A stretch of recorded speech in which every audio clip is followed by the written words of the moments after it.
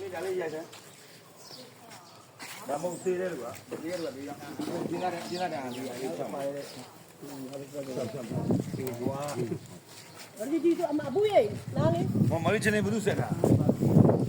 မလေးရမ်းမြန်ကိုတော့ခေါ်လာတော့ကျောင်းဆရာပြောမယ်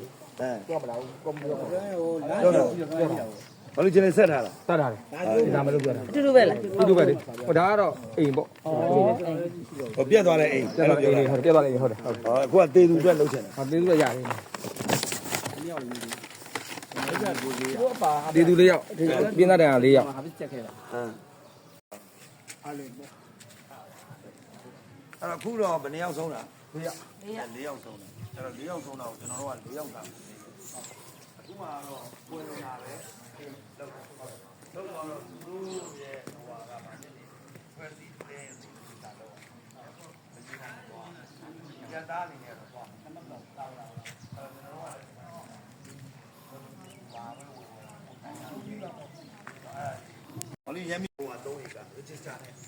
ဟိုဟာအင်းရဟမ်ဟုတ်တယ်ဟိုကြားတယ်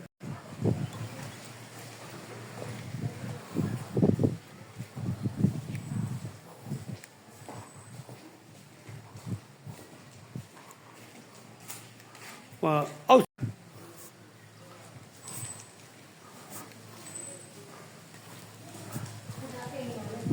ဟုတ်တယ်ဝဇူဟောက်တဲ့ဟိုနဲ့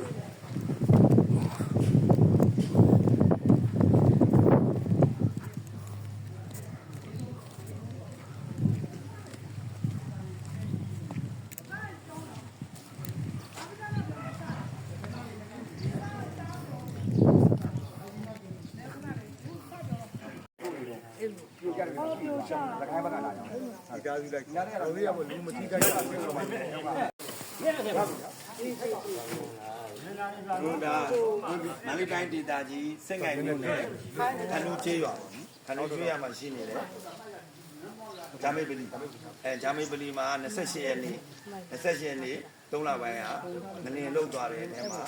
ဗလာရှင်မြအမိန်တော်ခံယူသွားတယ်ကွယ်လွန်သူ4ယောက်ရဲ့ပူစားခြေတော်ဆရာမောင်လာကျော်စိန်ထွေးရလက်ခံပြီးတော့ရန်ကုန်တိုင်းဒေသကြီးတင်ငန်းညို့မြို့နယ်ဟာဒီမှာတော်ကြီးထေမတူဦးသည်တော်ကြီးဆိုးမှတူဦးသည်ဒါလာရောက်ပြီးတော့မှခုကြီးစောင့်ရှောက်တယ်